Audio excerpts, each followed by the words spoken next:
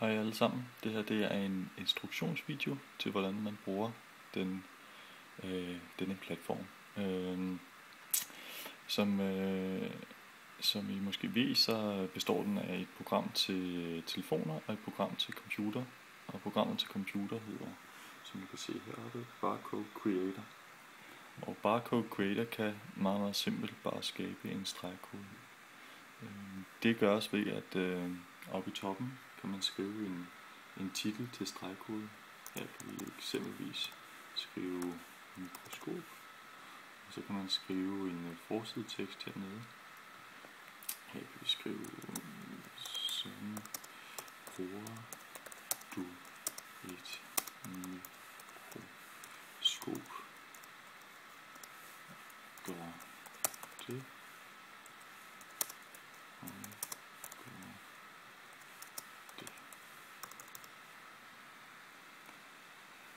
Så som I kan se hernede, så er der en tekst her, hvor man kan indgive en tekst til det vindue på mobiltelefonen, hvor at man kan vælge videoer. Det roder vi ikke med lige nu.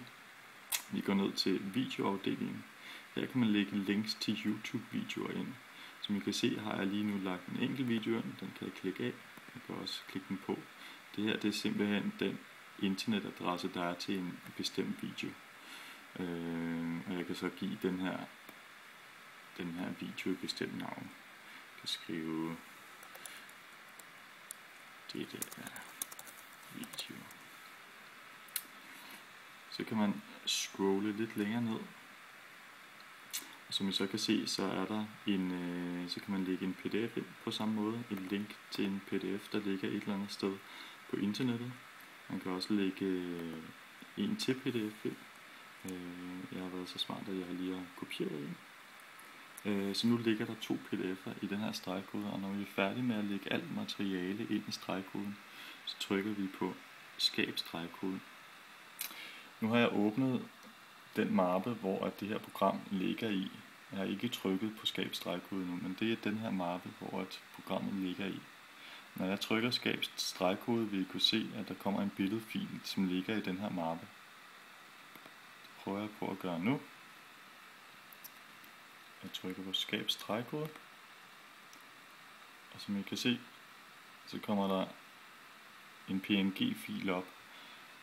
Det der er en billedfil. Den vil automatisk have det samme navn som den overskrift du gav stregkoden. Hvis vi nu dobbeltklikker på den her,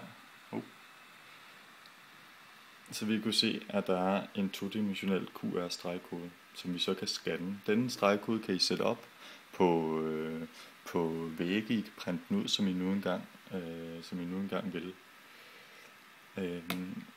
Nu vil jeg lige vise, hvordan at denne stregkode så kommer ind på telefonen. Jeg har her min telefon, min Android-telefon, hvor at jeg kan gå ned og vælge programmet Augmentation, som I kan se. Så kommer startskærmen, hvor der står velkommen til Augmentation. For at læse stregkoder, tryk på nedenstående knap. For at læse noter, slide til venstre. Jeg vil gerne aflæse en stregkode, så jeg trykker på aflæs ny stregkode. Så tager jeg telefonen op, og ligesom at den kigger på det, så fanger den stregkoden. Og nu er alle de informationer, jeg havde lagt ind i den foregående, som I havde set inde i programmet før. I kan se, der står mikroskop som overskrift. Sådan bruger du et mikroskop. Gør det og gør det. Hvis jeg så vil se mine videoer og mine pdf'er, så slider jeg til højre. Så kan I se, at dette er en video.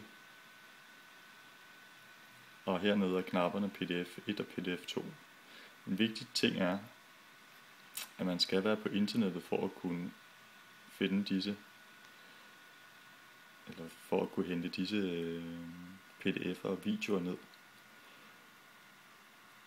Heldigvis så tager det ikke så forfærdeligt lang tid med en mobiltelefon, og som I kan se, så er vi på rigtig få sekunder inde på internettet. Vi starter derfor augmentation igen. Men nu, og I kan se, at vi er stadig inde på den. Nu ønsker jeg at læse pdf'en. Den venter et stykke tid, indtil den har downloadet pdf'en. Og når jeg trykker på den igen, så er jeg inde i en pdf'en og kan læse den. Hvis jeg vil tilbage til programmet, så trykker jeg på tilbage. Jeg vil nu trykke på pdf 2 og trykke læs. Kommer der en anden pdf op.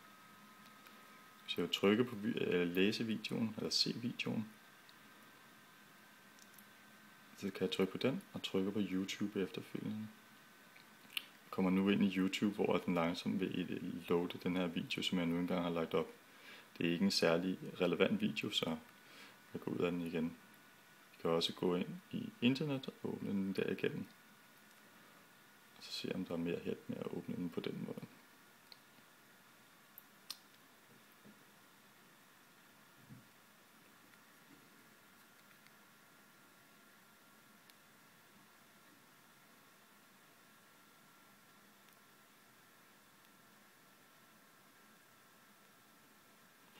Man kan så gå tilbage til programmet. Hvis man så scroller til venstre, så kan jeg tage noter til denne stregkode. Jeg trykker på tilføj ny note. Skrive en note. Jeg giver overskriften hello.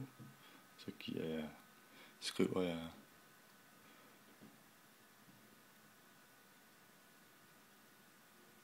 hej mikroskop. Og tilføjer note. Nu vil hello-noten altid ligge, hver gang jeg scanner den her stregkode. Hvis jeg ønsker at se gamle stregkoder, trykker jeg på den knappen til venstre. Der kan I se GelDoc-udstyr, kan jeg gå ind i, hvor jeg kan se videoen om GelDoc. Jeg kan se, om jeg har taget noter til det. Det har jeg ikke. Jeg kan gå ind i gamle stregkoder igen og vælge mikroskop. Nu er hello her stadig. Der er stadig forsideteksten og video-pdf'er. Dette er sådan set meget, meget, meget simpelt, hele funktionen og hele programmet. Så det handler om, at der er et program, der skaber disse stregkoder, som hedder Barcode Creator. Skaber disse stregkoder, så man kan scanne.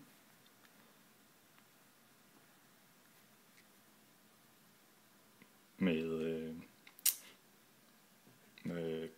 mobiltelefonen.